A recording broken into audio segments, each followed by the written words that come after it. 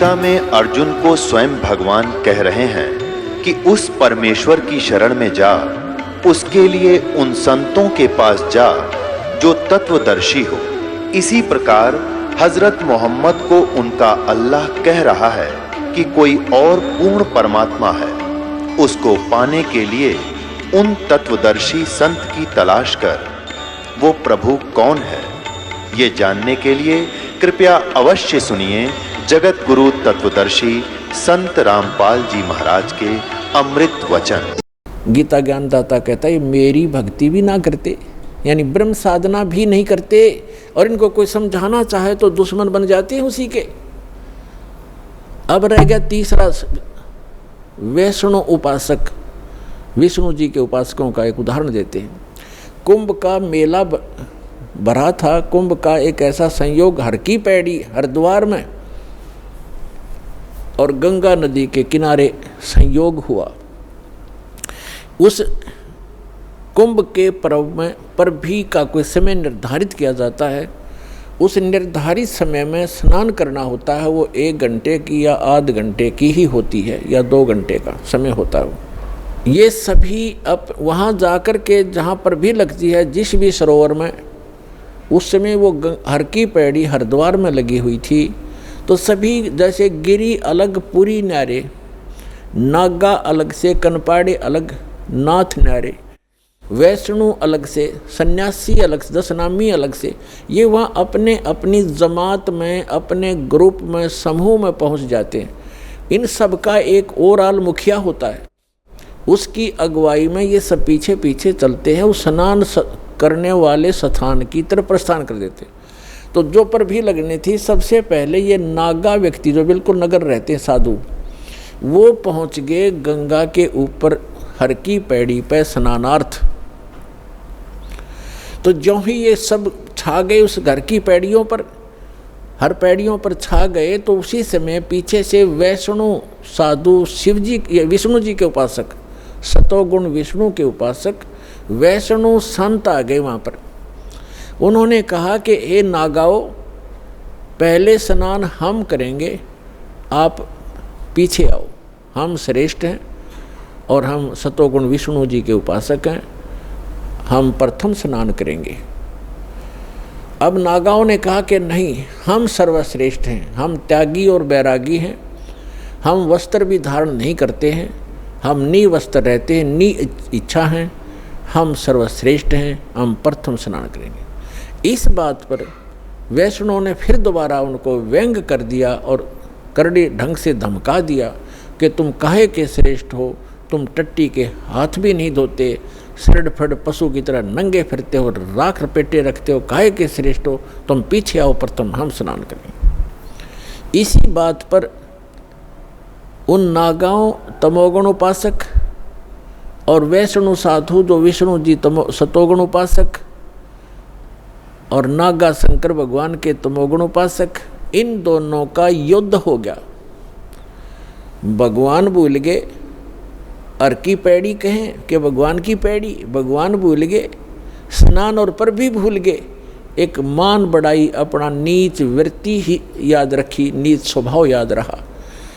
एक दूसरे को काटने लगे, मुंह से काट लें, बाल पकड़कर घुमा दें, पटक पटक कर मारें, जैसे एक फिर तीर मारें, तलवार से गर्द कटारी घोंप दी, कत्लेआम कर दिया। ये 25,000 ये त्रिगुण उपासक आपस में कट कर मर गए उस हर की पैड़ी पे। गंगा का पानी लाल कर दिया, लाशों की 100 का उसमें बेशुमार 100 चल पड़ी।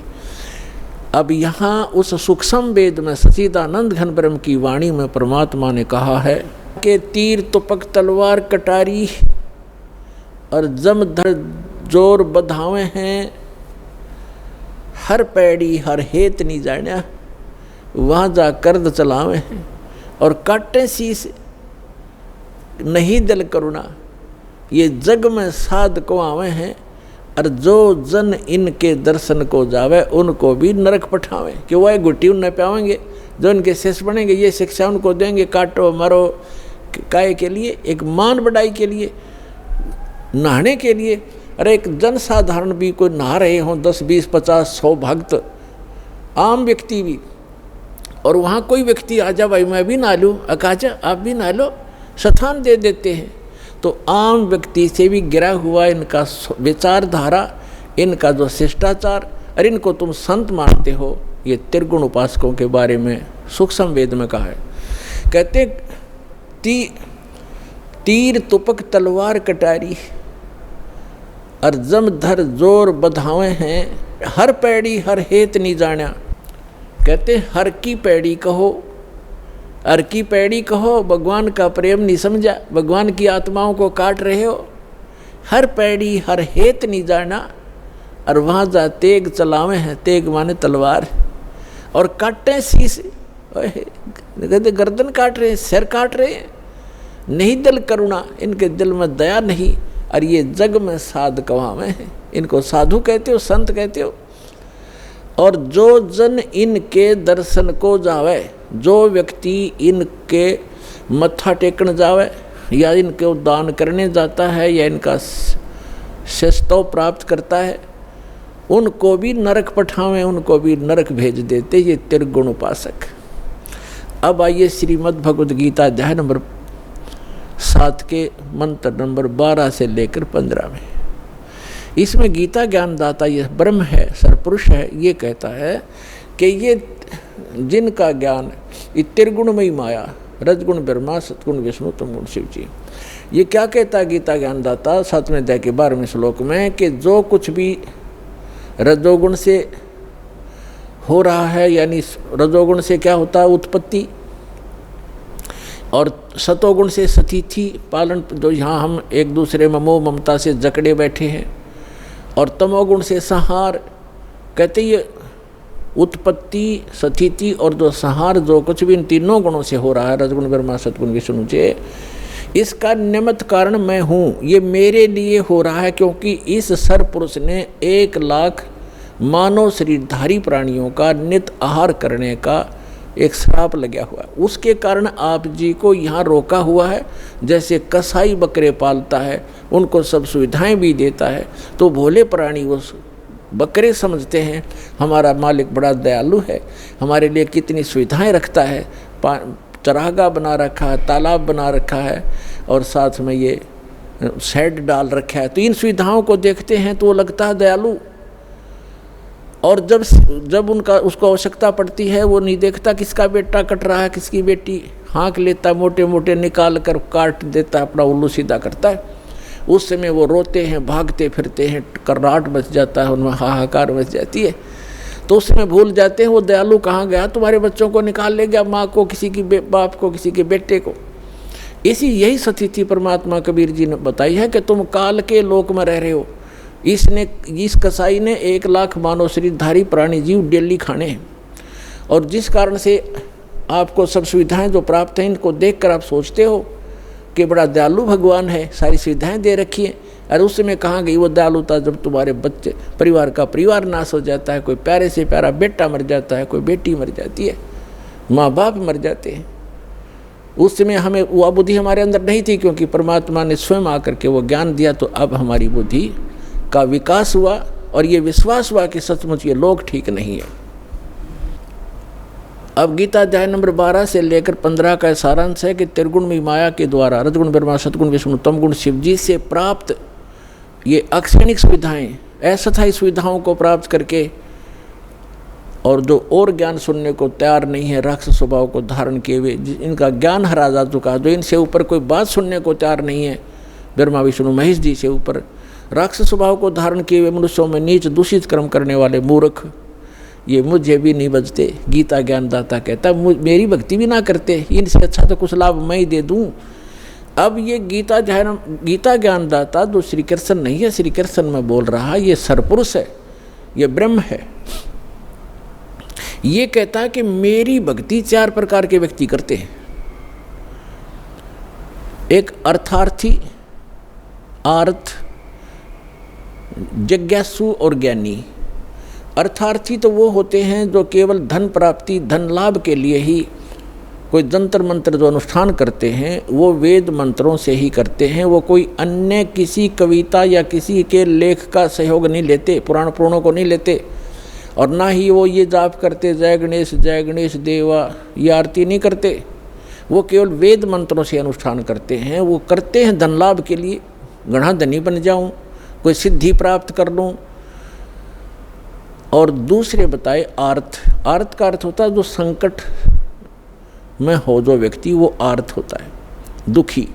तो वो दुख निवारण के लिए भी ब्रह्म साधक वेद मंत्रों का ही को आधार मानकर उन्हीं से अनुष्ठान किया करते हैं। और तीसरे जिज्ञासु वो होते हैं परमात्मा प्राप्ति के लिए घर से निकलते हैं, संतों की खोज करते हैं, उनसे ज्ञान प्राप्त करते हैं, उनसे प्राप्त ज्ञान से स्वयं वक्ता बन जाते हैं और वो अपना जीवन नाश कर जाते हैं, वाह के पात्र बन जाते हैं, कथाएं अच्छी याद कर लेते हैं। जनता ये सोचती है बड़ा विद्वान है और ना अपना जीवन कल्याण है और दूसरों का भी नहीं कर पाते, क्योंकि उनके पास वास्तविक मंत्र नहीं।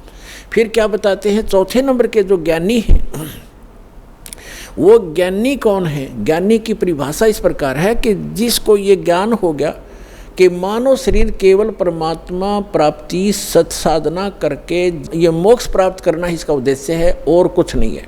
बाकी जो संतानों उत्पत्ति है या कोई परवरिश के लिए कार्य है, ये तो हमारी यहाँ मजबूरी है, ये तो करना ही होना है और करना भी है। लेकिन ये ज़रूरी है कि यदि मनुष्य जीवन प्राप्त करके मोक्ष नहीं हुआ तो यूजलेस है मानव शरीर। परमात्मा भी अपनी वाणी में, सच्चिदानंद घन ब्रह्म कबीर वाणी में कहते हैं कि मानुष जन्म पाए के जो नहीं रटे हरि नाम, और जैसे कुआ जल बिना फिर बनवाया क्या काम। तो जिनको ये पता चल गया, जैसे परमात्मा कहते हैं मनुष्य जीवन पा करके जो भक्ति नहीं करते, कहते हैं राम रटत कोढ़ी भलो, चूचू पड़े दो चाम, और सुंदर दे किस काम की जामुख ना ही नाम। और यहाँ तक कहा कि जीव व्याते वाह बली जो रटे हरि नाम, और नहीं तो काट के फेंक दियो यो मुख में भलो नीचाम। फिर कहते हैं राम रटत दारिद्र भला, दारिद्र माने रंक, गरीब, निर्धन। राम रटत दारिद्र भला, टूटी घर की छान, और सुंदर मैल किस काम के जा भक्ति नहीं भगवान। तो परमात्मा ने इतना महत्व दिया। इसी प्रकार सब सदग्रंथों में ये प्रमाण है कि मनुष्य जीवन परमात्मा प्राप्ति मोक्ष कराने के लिए, शुभ कर्म करने के लिए ही प्राप्त होता है। तो ज्ञानी आत्मा को ये पूरा दृढ़ निश्चय हो जाता है। अब उनको ये भी दृढ़ हो जाता है, विश्वास हो जाता है कि ये आन उपासना, देवी देवताओं की पूजा, ब्रह्मा विष्णु महेश तक की पूजा, या श्राद्ध आदि निकालना, या कोई और उपासना जो हम करते हैं, तीर्थ आदि की उपासना, ये मोक्षदायक नहीं है। उनको ये पता है कि पूर्ण परमात्मा की भक्ति से पूर्ण मोक्ष होता है और उसकी भक्ति से ही लाभ होता है। अब वो क्या करते हैं, जैसे गीता ज्ञानदाता कहता है कि ये चौथा जो ज्ञानी है वो मुझे प्रिय है और उसको मैं प्रिय हूँ, क्योंकि वो मुझे इसलिए प्रिय है कि वो ब्रह्मा विष्णु महेश की पूजा छोड़कर ब्रह्म साधना पर लग गया है, उनसे कुछ अच्छा लाभ मिलेगा उसको। और फिर क्या बताता है कि ये सभी ज्ञानी आत्मा हैं तो उदार,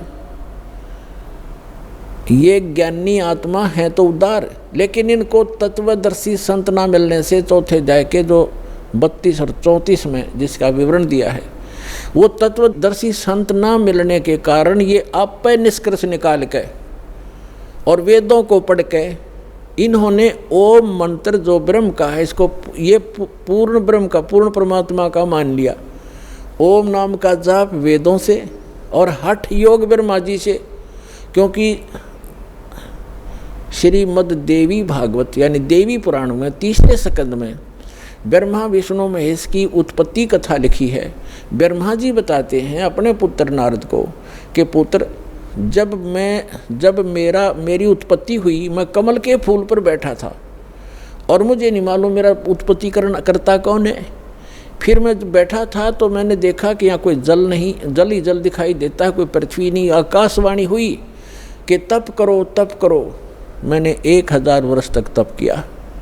फिर 1000 वर्ष के तप करने के पश्चात कहा कि अब सृष्टि करो। यानी 1000 वर्ष तप करके उसमें बैटरी चार्ज कर दी, सिद्धि आ गई, वो इन्वर्टर चार्ज हो गया ब्रह्मा का, और उससे फिर आगे उस उत्पत्ति शुरू कर दी। फिर जो डिस्चार्ज हो जाए उसकी शक्ति खत्म हो जाती है तो फिर उसको मृत्यु हो जाती है, डाल दिया जाता है नरक में। तो अब वो यहाँ जो ब्रह्मा जी ने, ये आकाशवाणी तो थी ब्रह्म की और इसने मान ली पूर्ण परमात्मा की, क्योंकि वो गुप्त रहता है, सामने आता नहीं। ये काल भगवान ब्रह्म, इसने आकाशवाणी कर दी तप करो। ये वेद में नहीं है, वेद तो ब्रह्मा जी को बाद में प्राप्त हुए हैं और ये पहले उसको आकाशवाणी कर दी। तो ब्रह्मा जी ने वो तप वाली आकाशवाणी मान ली कि भगवान की है। इनको भगवान का पता ही नहीं कौन है, आज तक इन अपने पिता के दर्शन नहीं हो लिए, वो गुप्त रहता। उसने प्रतिज्ञा कर रखी है, साथ में जाके 24 और 25 श्लोक में श्रीमद् भगवद गीता में प्रमाण है। तो इन्होंने सभी ऋषियों ने और इंक्लूडिंग विष्णु और शिव ने ब्रह्मा जी से ज्ञान प्राप्त है, इसको विद्वान मानते हैं ये कि वेदों का ज्ञान इसी को। तो इसने ओम नाम तो वेदों से दे दिया और आकाशवाणी वो ले ली जो इसने सुनी थी। तो दोनों का मिश्रण करके ये साधना शुरू करते हैं, जितने भी ऋषि महर्षि हुए। ये जो तप है ये तो है शास्त्र विधि त्याग का मनमाना आचरण, और ओम जाप है ये शास्त्रानुकूल साधना। तो इन दोनों का मिश्रण करके साधना करते हैं।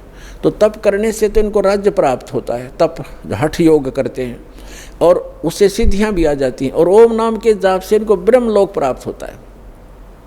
लेकिन गीता अध्याय नंबर 8 के श्लोक नंबर 16 में कहा कि ब्रह्मलोक पर्यंत भी ये सभी साधक पुनरावृत्ति में जन्म मृत्यु होता है। जो गीता अध्याय नंबर 15 के श्लोक नंबर 4 में कहा है कि उस तत्वदर्शी संत की प्राप्ति के पश्चात परमेश्वर के उस परम पद की खोज करनी चाहिए, जहाँ जाने के बाद साधक लौटकर फिर कभी संसार में नहीं आते। तो वो उस परमात्मा की भक्ति करो जिसने सब ब्रह्मांडों की रचना की। तो वह इससे वो ओम नाम के जाप से वो प्राप्ति नहीं होती। उसके लिए अभी आपको बता दिया था कि 17वें अध्याय के 23वें श्लोक में कहा कि वो 3 मंत्र का जाप है और तत्वदर्शी संत बतावेगा, उससे होगा। तो यहाँ जो प्रसंग चल रहा है, तो यहाँ 7वें अध्याय के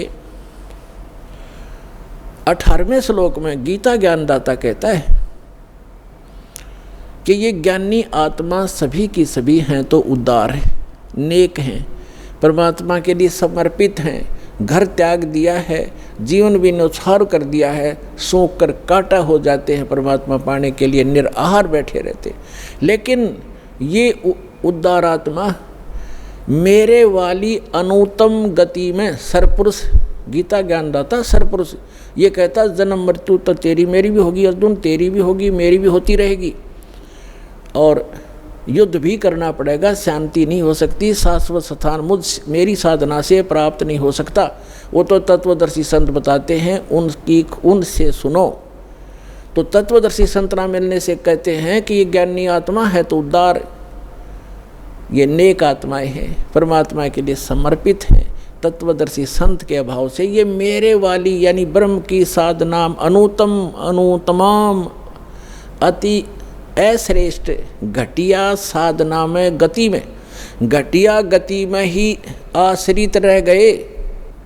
घटिया गति यानी जन्म मृत्यु जब तक नहीं मिटेगी, शाश्वत स्थान नहीं मिलेगा, तो वो साधना वो गति उससे प्राप्त सथीछी गति माने वो स्थान भी यूजलेस है, वो गति भी अनुत्तम है। अरे इन्होंने यहाँ बुद्धि स्लिप कर गया। यहाँ से स्टार्ट हुआ था सत्संग कि जितने भी ये परमात्मा ने अनुवाद ही नहीं से करवा दिया, और जहाँ इनकी बुद्धि ने काम नहीं किया वहाँ इनकी बुद्धि स्लिप कर गई, इन्होंने अर्थों के अनरस कर डाले। तो उदाहरण के तौर पर ये है 7वें अध्याय का 18वें श्लोक में अनुतम शब्द है, अनुतमाम यानी कति अश्रेष्ठ, बिल्कुल अश्रेष्ठ, घटिया। अनुतमाम का अर्थ होता है जैसे उच्चतम माने सर्वोच्च, और अनुतमम उत्तम तो उच्च होना, अनुत्तम का कति घटिया होना चाहिए। तो इनने यहाँ कर दिया कि भगवान अपनी साधना को, क्योंकि श्री कृष्ण को सुप्रीम पावर मान रहे थे विष्णु जी को, अपनी को साधना को अनुत्तम कैसे बताएगा, अश्रेष्ठ कैसे कहेगा। इसलिए इन्होंने शब्दार्थ बदल दिए, अनरस कर दिए। ये कह रहा है कि मेरी साधना भी अनुत्तम है, जन्म मृत्यु समाप्त नहीं हो सकती, युद्ध अर्जुन करना ही पड़ेगा। जहाँ युद्ध है वहाँ शांति कहाँ? तो 18वें अध्याय के 62वें श्लोक में वर्णित वो शाश्वत स्थान और परम शांति इस ब्रह्म की साधना से प्राप्त नहीं हो सकती। इसलिए 7वें अध्याय के 18वें श्लोक में अपनी गति को भी अनुत्तमम अति अश्रेष्ठ घटिया कह रहा है। और फिर तुरंत 7वें अध्याय के 19वें श्लोक में क्या कहता है? बहुनाम जन्मानाम अन्ते ज्ञानवान माम प्रपद्यते। बहुनाम जन्मानाम यानी बहुत ही जन्मों के अंत के किसी जन्म में ये ज्ञानी आत्मा ज्ञानवान माम प्रपद्यते, मुझ ब्रह्म की साधना करते हैं। मुश्किल से नाते नीचे की साधना को देवी देवता भूत पितर आदि में उलझे रहते हैं, तीर्थ व्रतों पर लगे रहते हैं। यहाँ बताता है कि बहुनाम जन्मानाम अन्ते ज्ञानवान माम प्रपद्यते। और वासुदेव सर्वमिति समात्मा सो दुर्लभ है। ओए होए, क्या कहता गीता ज्ञानदाता कि वासुदेव ही सर्वम सब कुछ है। वासुदेव ही सब कुछ है, ये बताने वाला महात्मा बड़ी मुश्किल तय मिलेगा। वासुदेव कौन है? वासुदेव का अर्थ क्या है? सर्वव्यापी और सर्वसमर्थ, जिसका सबके ऊपर अधिपत्य हो, वो उसको वासुदेव कहते हैं। श्री कृष्ण वासुदेव नहीं थे, वो तो वासुदेव के पुत्र थे, उसके पिता का नाम था वासुदेव। जैसे कोई अपने पुत्र का नाम विष्णु रख ले, क्या वो त्रिलोकीनाथ हो जाएगा? तो वो वासुदेव का पुत्र था। श्री कृष्ण वासुदेव नहीं थे, वो कह ले वे सब कहने लगे उसको वासुदेव, वो वासुदेव नहीं थे। वासुदेव का अर्थ है वेदों में जो सर्वश्रेष्ठा सर्वोत्पादक और जिसका सबके ऊपर अधिपत्य कंट्रोल है, सबका शासक, यानी पूरे विश्व में जिसका वास है, जिसके अधिकार में सभी आते हैं, स वासुदेव, वो है वासुदेव। अब अभी आपको प्रारंभ में बताया था, सत्संग के प्रारंभ में, कि जो सरपुरुष है, जो गीता ज्ञान बोल रहा है, यहाँ पर बता रहा 7वें अध्याय के 18वें और 19वें श्लोक में, वो है सरपुरुष और वो 21 ब्रह्मांड का स्वामी है। गीता अध्याय नंबर 15 के श्लोक नंबर 16 और 17 में 3 पुरुष हैं, सरपुरुष, अक्षर पुरुष और परम। वो तीसरा जो 8वें अध्याय के 3रे श्लोक में परम अक्षर ब्रह्म बताया है, वो 15वें अध्याय के गीता जी के 17वें श्लोक में उस परम अक्षर ब्रह्म की तरफ संकेत है कि उत्तम पुरुष है तू अन्य परमात्मा इति उदाहरत है, यह लोग तरम आविश्य वृत्ति अवैश्वर है। तो यहाँ तो प्रसंग चल रहा है कि ये जो सरपुरुष है ये 21 ब्रह्मांड का स्वामी है, अक्षर पुरुष 7 संग ब्रह्मांड का स्वामी है। इतना ही वासुदेव, इतना ही ये प्रभु है, स्वामी है, वासुदेव नहीं है, सबके ऊपर मालिक नहीं है, सब पर इसका वास नहीं है। और जो अक्षर पुरुष है 7 संग ब्रह्मांड का स्वामी है, ये भी वासुदेव नहीं है, सबके ऊपर मालिक नहीं है। और तीसरा जो परम अक्षर ब्रह्म है वो है वासुदेव, वो ओवरऑल कंट्रोल, असंग ब्रह्मांड का स्वामी, अनंत कोट ब्रह्मांड का एक रति नहीं भारे, सतगुरु पुरुष कबीर हैं ये कुल के सिरजनहारे। हम सुल्तानी नानक तारे, दादू को उपदेश दिया, जात जुलाहा भेद न पाया, वो काशी माहे कबीर हुआ।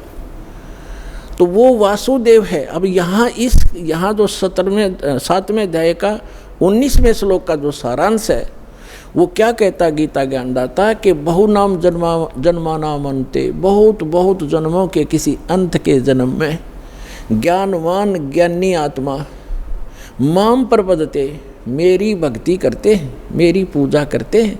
और वासुदेव सर्वमिति स महात्मा सुदुर्लभ है। यहाँ भी अनरस कर रखा है इन्होंने अनुवाद के अंदर कि श्री कृष्ण कह रहा है कि मैं वासुदेव हूँ और मुझे जो जानता है वो बड़ा मुश्किल से मिला। कृष्ण का सबने पता, बालक ने पता इसका। तो कहने का भाव ये है कि वो ये कह रहा है कि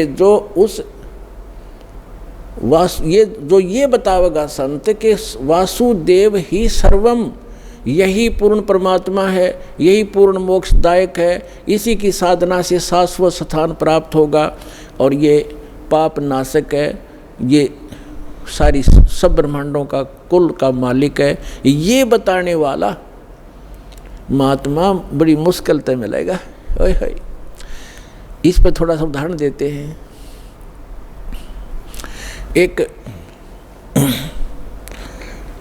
एक जो जैसे परमात्मा का विधान है, वेदों में वर्णित है। ऋग्वेद मंडल नंबर 9 सूक्त 82 मंत्र 1, 2, 3 में, ऋग्वेद मंडल नंबर 9 सूक्त 86 मंत्र 26 और 27 में, ऋग्वेद मंडल नंबर 9 सूक्त 54 मंत्र 1 में, ऋग्वेद मंडल नंबर 9 सूक्त 54 मंत्र 3 में, ऋग्वेद मंडल नंबर 9 सूक्त 20 मंत्र 1 में, ऋग्वेद मंडल नंबर 9 सूक्त 1 मंत्र 8, 9 में, ऋग्वेद मंडल नंबर 9 सूक्त 94 के मंत्र 1 में, ऋग्वेद मंडल नंबर 9 सूक्त 95 के मंत्र 2 में, ऋग्वेद मंडल नंबर 9 सूक्त 96 के मंत्र 16 से लेकर 20 में, और अनेक स्थानों पर ये प्रमाण है कि वो परमात्मा ऊपर रहता है, परम अक्षर ब्रह्म, और वहाँ से गति करके आता है, अच्छी आत्माओं को मिलता है, उनको तत्व ज्ञान से परिचित कराता है, वो कवियों की तरह आचरण करता है और अपनी अमृतवाणी को लोकोक्तियों के माध्यम से, दोहों के माध्यम से, शब्दावलियों के माध्यम से वर्णित करता है।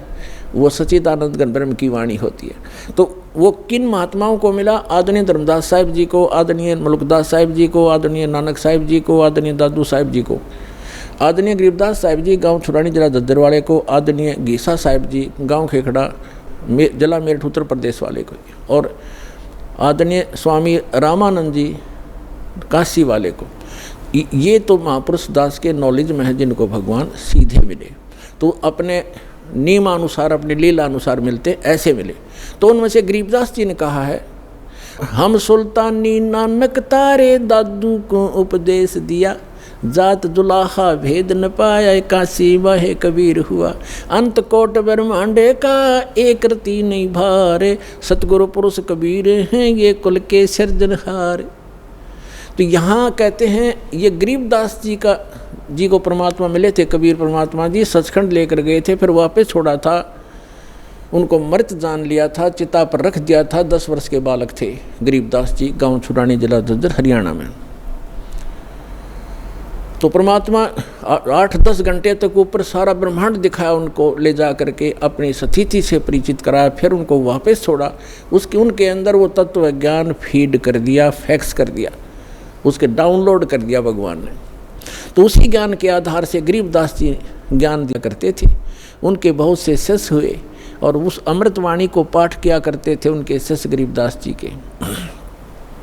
जैसे आप ब्रह्म वेदी प्रतिदिन नित्य नियम में करते हो, उस ब्रह्म वेदी का पाठ भी किया करते थे। एक उनका शिष्य था गरीबदास जी का, वो पंजाब साइड में चला गया, लुधियाना के पास एक वासियर गांव है, लुधियाना से थोड़ी सी दूरी पर।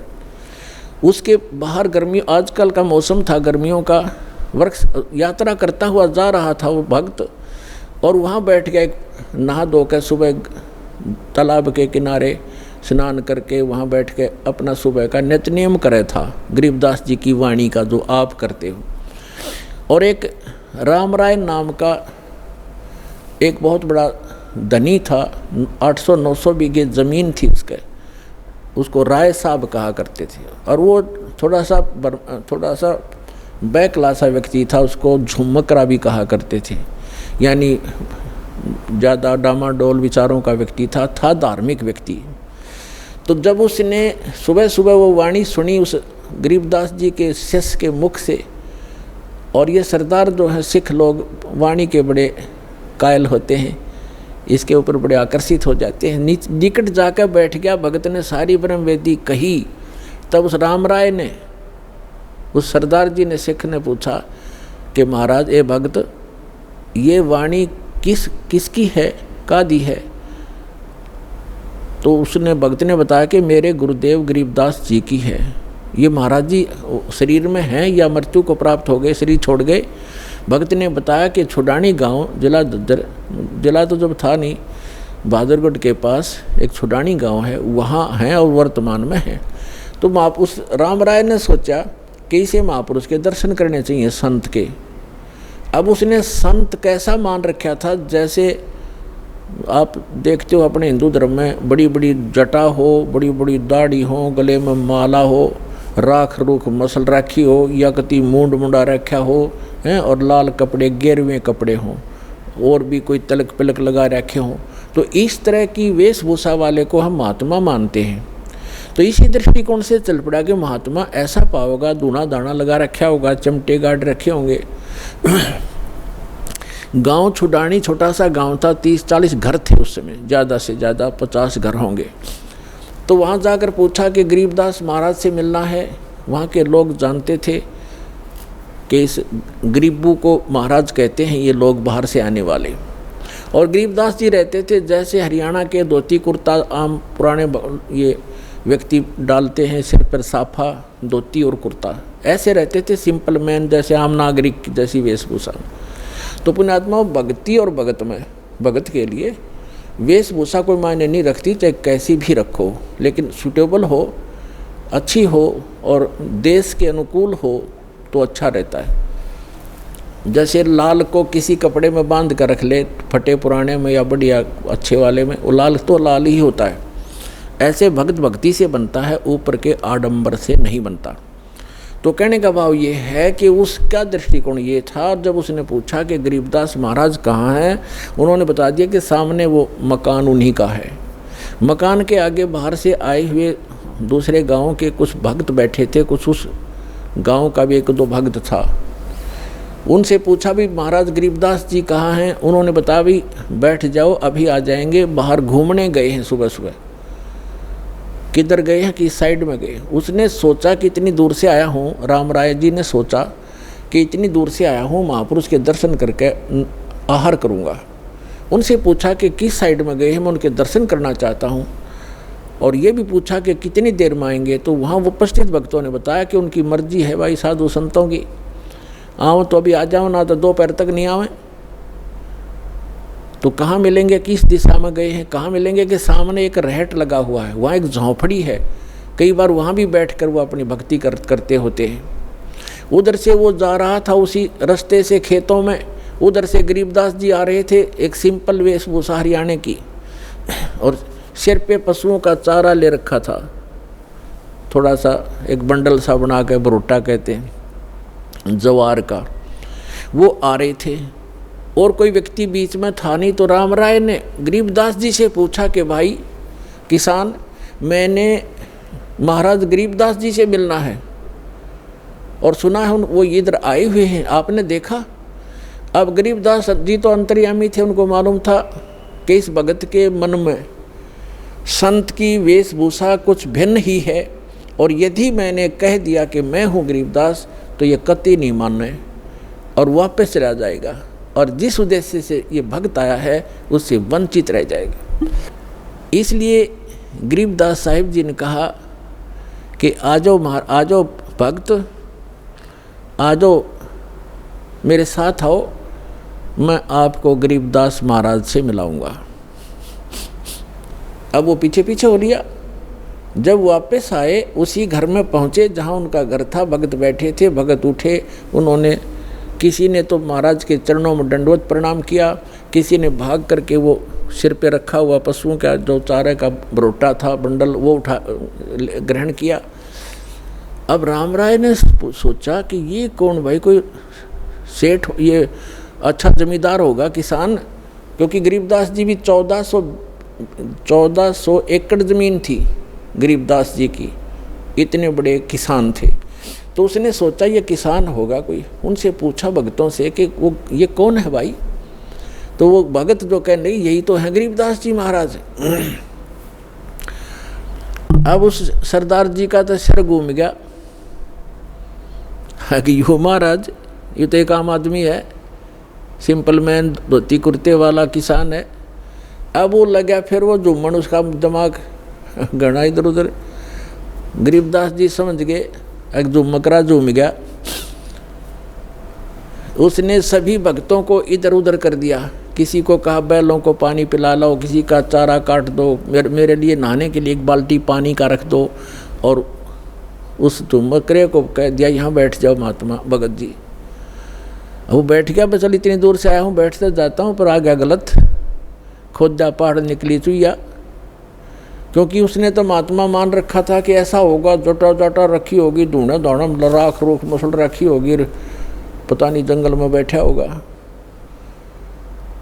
गरीबदास जी स्नान करने लग गए, धोती बांधा करते थे, तो धोती ऐसे एक बेल्ट सी बांधते हैं, देखा होगा यहाँ भक्त धोती वाले बता देंगे, कोई धोती बांध के और उसके ऊपर से एक रस उसी का हिस्सा एज ए बेल्ट बांध जाकर उसने अड़बंद कहते हैं हमारे देसी भाषा में, अड़बंद। तो जब एक हाथ का उनका चोट लगी हुई थी उंगली के, गरीबदास जी ने पट्टी लपेट रखी थी, उस जो राम राय से कहा कि हे सरदार जी आइए और मेरे या धोती का गांठ लगा दे, अड़बंद की बेल्ट बांध दे, ऐसे गांठ लगाते थे। अब जो ही उसने अड़बंद की गांठ लगानी चाहिए, जैसे रुमाल होते हैं ये, तो उसके ऐसे गांठ उस रुमाल लग गई, धोती शरीर के अंदर से निकल आई और गांठ धोती का लगी। उन्होंने जल्दी सी खोला, धोखा लग गया तेरे से, धोखा। फिर दोबारा, फिर तीसरी बार फिर ऐसे ही हुआ। तब गरीबदास जी ने कहा, अरे जुमकरा, वो ये सोच रहा था मेरे जैसा किसान है, इसने संत मानते हैं, ये बड़े भोले आदमी आके हरियाणा के। तो तब कहा, अरे जुमकरा, मैं तेरे जैसा किसान हूँ, जमींदार हूँ भाई, ये गांठ क्यों ना लगती, घनी देर लगी। तो जब उसने देखा ऊपर ने, राम राय जी विष्णु जी के उपासक थे, बेशक से वो सिख थे, विष्णु जी को इष्ट रूप में मानते थे। क्योंकि पहले हम सभी जितने भी सिख बने हैं, ये अपने हिंदुओं से ही अलग से एक, जिन्होंने शिष्य तो ग्रहण कर लिया, उस धर्म, उन धार्मिक नियमों का पालन किया, उन्हें सिख कहने लगे। सिख माने शिष्य। तो क्या देखा उस राम राय ने, भगवान उस गरीबदास जी का ऊपर का हिस्सा, 4 हाथ में वो सब गदा पद्म शंख सुदर्शन घूम रहा है, मुकुट है, यानी विष्णु रूप दिखाई दिया। चरणों में गिर गए, पूरी तरह है भगवान माफ़ करो, मैंने तो आपका सिंपल मैन मान लिया। उठा तो फिर वो जो गरीबदास, उसने सोचा कोई सपना देख लिया तूने, वो फिर बैठ गया। फिर भी उसने सोचा चल कुछ तो है महात्मा में, कुछ करामात है, इससे कुछ ज्ञान प्राप्त करते हैं। तब सारी सृष्टि रचना सुनाई गरीबदास जी ने कि भाई हम कौन हैं, कहाँ से आए हैं। हम सुल्तानी नानक तारे दादू को उपदेश दिया, जात जुलाखा भेद न पाया, ये काशी महे कबीर हुआ। अनंत कोट ब्रह्मांडे का एक रति नहीं भारे, सतगुरु पुरुष कबीर हैं ये कुल के सर्जनहार। पूरी ब्रह्मा विष्णु महेश की स्थिति बताई, सारे ब्रह्मांडों की रचना जो कबीर परमात्मा ने दिखाई थी आँखों और बताई थी, वह बताई। तब राम राय कहता है, भगवान हे महाराज, ये ज्ञान तो आज तक हमारे को किसी ने नहीं बताया। तो गरीबदास जी ने कहा कि आपके ग्रंथ में ज्यों का त्यों विद्यमान है, पर उसको समझ नहीं पा रहे ये वर्तमान के तेरे जितने भी पाठी हैं, सिख हैं। तो क्या बताया, तत्व भेद कोई ना कह रे झूमक रो, ये पैसे ऊपर नाच सुनो रे झूमक रा। कोटों मध्य कोई नहीं रे झूमक रा, अरबों में कोई गर्क सुनो रे झूमक रा। गरीबदास जी बताते हैं कि ये सब पैसे के ऊपर नाच है, ये तत्व भेद नहीं जानते ये लोग। और इस तत्व ज्ञान से परिचित कोटों मध्य कोई नहीं रे झूमकरा। उस राम राय को झुमकरा कहने लगे भगवान गरीबदास जी, उसका उर्फ नाम था झुमकरा। तो इस एक बात से तो ये प्रभावित हुआ कि तेरा नाम झुमकरा है, यहाँ कोई जाना नहीं था, इन्होंने झुमकरा बता दिया। जो आम व्यक्ति वहाँ झुमकरा से जानते हैं, ओरिजिनल नाम राम राय था उसका। तो क्या बताते हैं गरीबदास जी कि इस तत्व ज्ञान से परिचित करोड़ संतों में नहीं मिलेगा तुझे।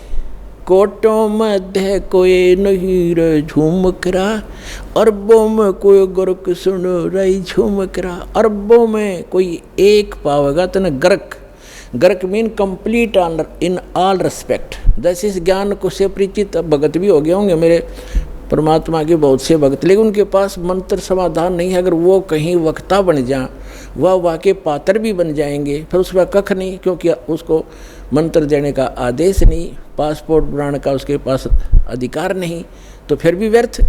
तो क्या कहते हैं, गर्क मीन जिसके पास परमात्मा का पूरा ज्ञान भी हो और कंप्लीट मंत्र हो, अधिकार हो, ऐसा तो आपको अरबों में मिलेगा। तो पुण्यात्माओं 4-5 अरब आबादी होगी अपने पूरे पृथ्वी पर, इन अरबों में से एक दास है इस तत्व ज्ञान से परिचित, और कोई नहीं है।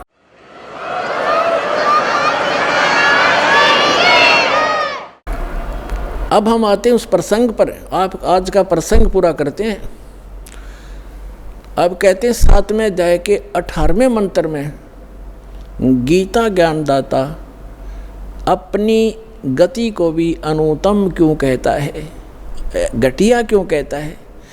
इसका ये है कि जन्म मृत्यु ये खुद कहता है चौथे गीता ज्ञानदाता, चौथे अध्याय के 5 और 9 श्लोक में, दूसरे अध्याय के 12वें श्लोक में, 10वें अध्याय के दूसरे श्लोक में, कि अर्जुन तेरे और मेरे बहुत जन्म हो चुके हैं, आगे भी होते रहेंगे और पहले भी हो चुके हैं।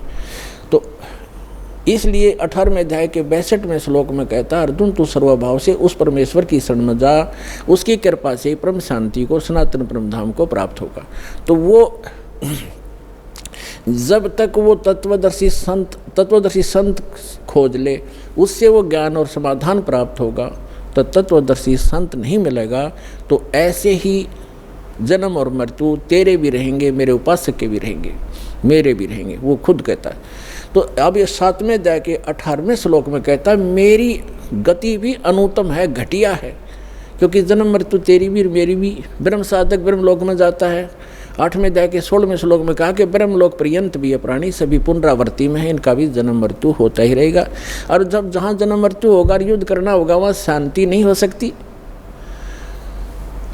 तो यहाँ कहता है अनुत्तम क्यों बताया, अपनी गति को, अपने यानी ओम नाम के जाप से ब्रह्म प्राप्ति को भी अनुत्तम गति बताया है। किस लिए, इसका उदाहरण देते हैं। एक चुनक नाम के ज्ञानी आत्मा थे, समर्पित भगवान पे, और साधना और ज्ञान वही वेद और इन अधूरे गुरुओं वाला, हठ योग ब्रह्मा जी वाला, ओम नाम वेदों वाला, ये साधना किया करते थे, सभी करते रहे। उन्होंने भी ऐसी साधना के लिए हजारों वर्षों तक सूख का काटा हो गए, बड़ी बड़ी पलकें होगी, बड़े बड़े बाल हो गए परमात्मा पाने के लिए।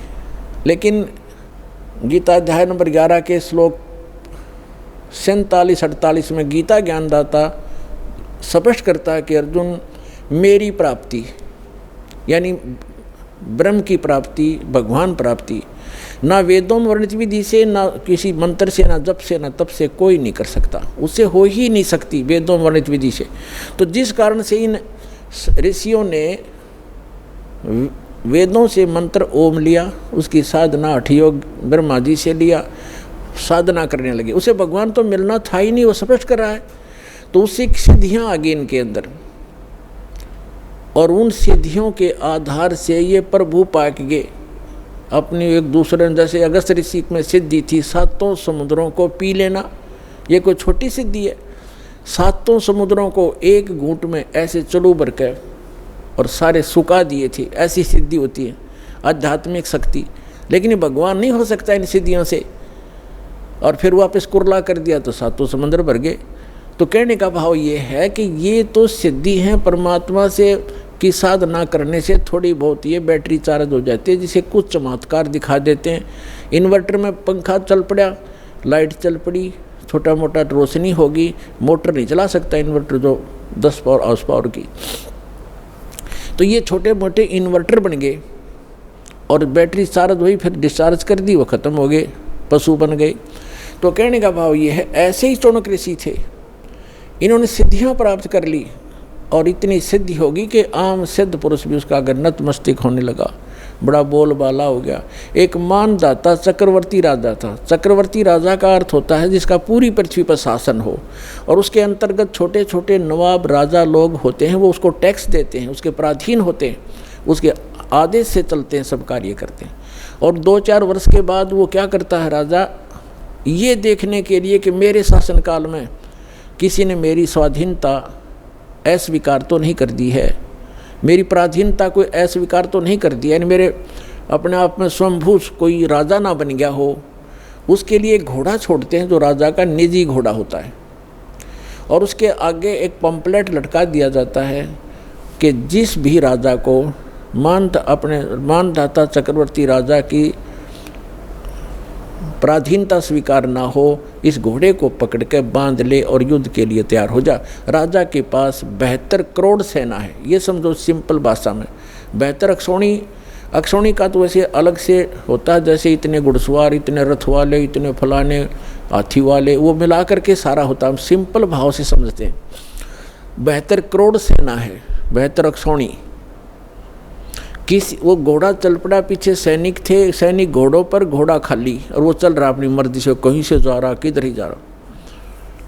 तो जाते समय भी चुनक ऋषि ने देखा कि घोड़ा खाली जा रहा है, बाकी वे सवार बैठे, क्या कारण है। लेकिन वापस जब आए तो भी वहीं से आगे वो कुदरती सारी पृथ्वी पर घूम के 1-2-4 वर्ष के बाद तो ऋषि ने पूछा कि सैनिकों ये घोड़े पर सवार क्यों नहीं कोई। तो उसने बताया, सैनिकों ने बताया कि ये राजा मानदाता चक्रवर्ती राजा का घोड़ा है, इस पर कोई बैठ नहीं सकता, और इसके गले में क्या लिखा है, ऋषि ने पूछा। सैनिकों ने उत्तर दिया, इसके गले में ये लिखा है कि जो इस घोड़े को पकड़ेगा उसने राजा मानधाता जी के साथ युद्ध करना पड़ेगा, और राजा के पास 72 करोड़ सेना है। ऋषि ने पूछा, क्या किसी ने नहीं पकड़ा। तो सैनिकों ने कहा, कौन पकड़े, उसकी जाड़ फोड़ दें हम, है किसी की, पिलाया किसी की माँ ने दूध। ये सैनिक भी एक आधा अगर मुँह फटे। तो उसने, ऋषि ने सोचा राजा को अभिमान हो गया, इसका अभिमान ठीक करते हैं। बता, ऋषि का राजा के अड़न का के तो क्या ऋषि है वो, ऋषि माने अच्छी आत्मा, और तो गधा है बे, मतलब पंगा पा लिया।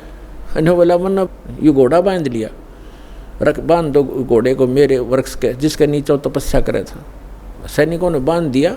सैनिकों ने कहा उस ऋषि से कि ये घोड़ा आप बांधोगे, मानधाता चक्रवर्ती का युद्ध करोगे। कहा मैं युद्ध करूंगा उसके साथ। सैनिकों ने कहा, कंगले तेरे दाने खाने को नहीं, तेरी क्यों सामत आई है, चुप करके अपनी भक्ति कर और माला फेर, क्यों मरे तू बेआई मौत क्यों मर रहा है। उसने चुनक ऋषि ने कहा कि तुम राजा के से जाके कह दो कि चुनक ऋषि ने तेरा युद्ध स्वीकार कर लिया। अब सैनिकों ने आकर के राजा को नमक मिर्च लगाई और कहा कि आज एक व्यक्ति ने हिम्मत की है आपका युद्ध उठने की, और कल को दूसरा बकवाद करेगा। Rajan, nip the evil in the bud, बुराई को स्टार्ट में ही ख़त्म कर देना चाहिए। राजा ने फिर कह दिया जाओ। तो उस 72 करोड़ की 4 प्लाटून 4 टुकड़ी कर ली। 18 करोड़ सेना एक आदमी को मारने के लिए भेज दी, चुनक ऋषि को।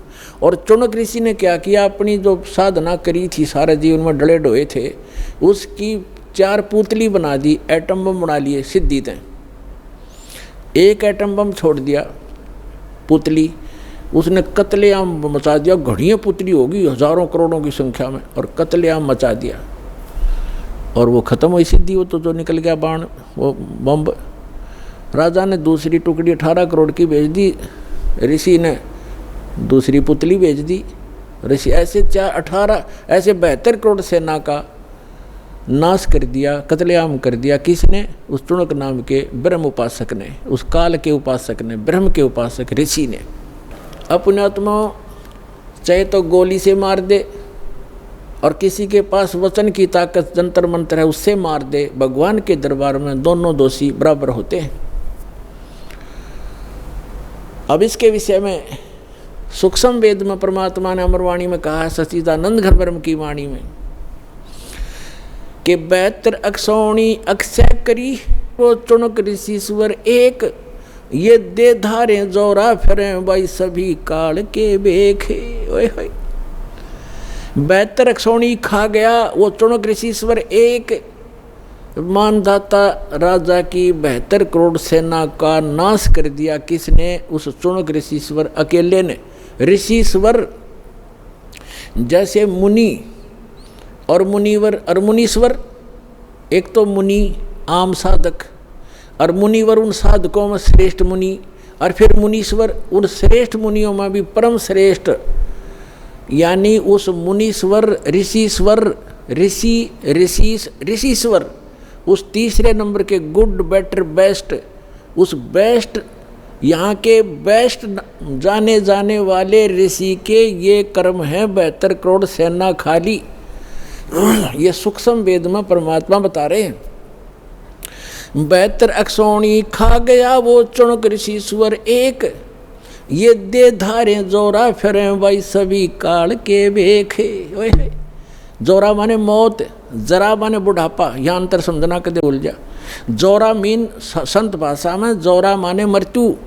कहते हैं ये दिखे संत ऋषि महर्षि, ये तो चलती फिरती घाल है, ये दे धारे मौत फिरे, ये संत नहीं ये मौत है।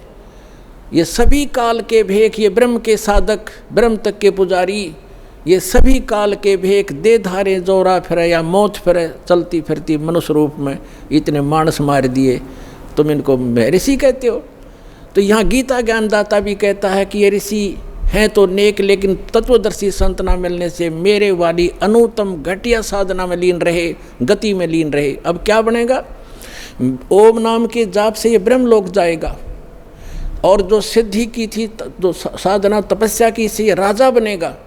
और जो इसने 72 करोड़ सेना मार दी, वो बैड अकाउंट अलग से लिखा जाएगा, इसको फिर भोगना पड़ेगा। ब्रह्म ओम नाम की साधना से ब्रह्मलोक में जाएगा, वहाँ अपनी पुण्य समाप्त करके इस मंत्र के जाप का नाश करके कमाई का ये वापस आएगा, राजा बनेगा पृथ्वी पर। फिर खूब पाप कमाओगा। राजा शिकार करते हैं, अपने अहम के कारण दुनिया मरवा डालते हैं, कत्लेआम कर देते हैं अपने राज्य के लिए, वो पाप इसके बुरे में लिखे जाएंगे।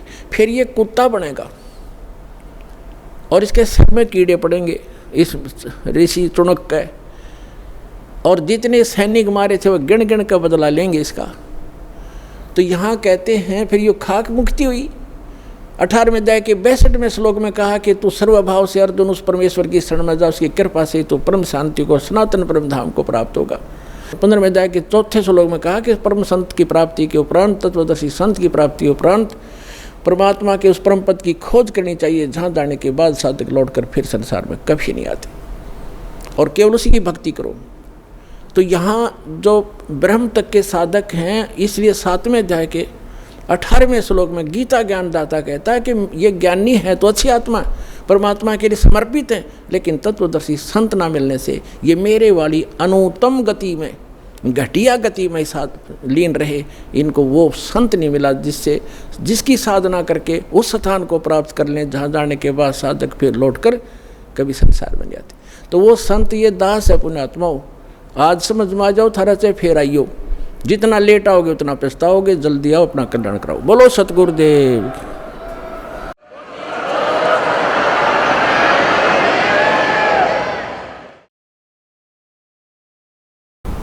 परम पिता परमात्मा पूर्ण ब्रह्म सारी सृष्टि के रचनहार कबीर देव कबीर साहब अल्लाहू अकबर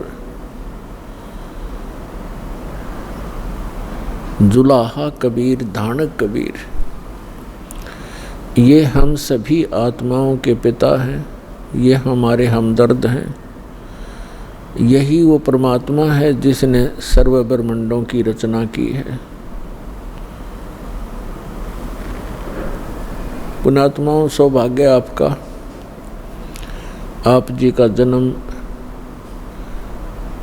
ऐसे समय में हुआ है जिस समय को परमात्मा ने पूर्व निर्धारित किया हुआ है कि जिस समय कलयुग 5500 वर्ष बीत जाएगा, तब इस अध्यात्म मार्ग को, जो संपूर्ण कंप्लीट इन ऑल रिस्पेक्ट, जो स्पिरिचुअल नॉलेज है, अध्यात्म मार्ग है, ज्ञान है, इसको सार्वजनिक करने के लिए कहा था भगवान ने। क्योंकि जिस समय परमात्मा स्वयं आए थे 600 वर्ष पहले, सन 1398 से संवत 1455, से सन 1518 संवत 1575 तक वो परमात्मा यहाँ एक जन साधारण की लीला करके चले गए, जो परमात्मा किया ही करते हैं। जो हमारे वेद बताते हैं कि वो परमात्मा सतलोक से सशरीर आता है, अपने उस निज स्थान से जहाँ हम पहले रहा करते अपने पिता के पास। हम बालकपन में हम अज्ञानता के कारण अपने उस मूल मालिक को, उस सर्व सुखदायी परमात्मा को छोड़कर यहाँ इस काल के साथ आ गए इसके लोक में। तो वो परमात्मा वहाँ से आकर हमें पुनः वो याद दिलाने आते हैं कि आप जहाँ रह रहे हो ये लोक ठीक नहीं, यहाँ की कोई व्यवस्था भी अनुकूल नहीं है। यहाँ जन्म और मृत्यु का ये दीर्घ रोग, और आपको ऐसा कच्चा शरीर दिया है जिसमें कोई ना कोई रोग अवश्य व्यापा रहता है, लगा रहता है। फिर आप ऐसे स्थान पर रहते हो जहाँ पर प्रत्येक वस्तु का अभाव रहता है, और जिस कारण से ये प्राणी हरदम टेंशन में रहता है, हमेशा दुखी रहता है। परमात्मा के विषय में वेदों में लिखा है, वेद में, कि वो परमात्मा अपने उस स्थान से चलकर आता है जहाँ हम पहले रहा करते थे, और परमात्मा अब भी वहाँ रह रहे हैं। और हमारे असंख्यों भाई बहन वहाँ पर वर्तमान में भी रह रहे हैं, जो पहले वहीं थे, यहाँ आए नहीं, और जो यहाँ से परमात्मा की सतभक्ति करके वापस चले गए हैं, वो वहाँ अब भी रह रहे हैं। तो वहाँ से चलकर वो परमात्मा आते हैं, एक जन साधारण की लीला करते हैं। वो ऐसी लीला करते हैं कि प्रत्येक प्राणी को इस काल के लोक में यदि सुखी रहना है तो वो विधि, वो तरीका, वो एक भूमिका परमात्मा स्वयं ही करते हैं। परमेश्वर कबीर जी एक झोंपड़ी में रहा करते थे, पूरा परिवार जो परमात्मा का, वैसे तो पूरा विश्व उसी के बच्चे हैं, उसी के पुत्र पुत्री हैं, लेकिन उस समय उन्होंने एक गृहस्थ विधि से परिवार नहीं बनाया था। परमात्मा के परिवार में कुल 5 सदस्य थे। एक तो नीरू और नीमा, ये 2, जिनको परमात्मा लहर तारा नामक तालाब पर कमल के फूल पर शिशु रूप में मिले थे, और एक स्वयं परमात्मा, और 2, एक लड़का एक लड़की, जिसका नाम, लड़के का नाम कमाल था, लड़की का नाम कमाली था। ये दोनों लड़का और लड़की परमात्मा ने मृत जीवित किए थे किसी विशेष परिस्थिति में। तो ये कुल परिवार था परमात्मा का। तो परमात्मा एक झोंपड़ी में रहा करते थे और एक जुलाहे का कार्य किया करते थे, कपड़ा बुनते थे।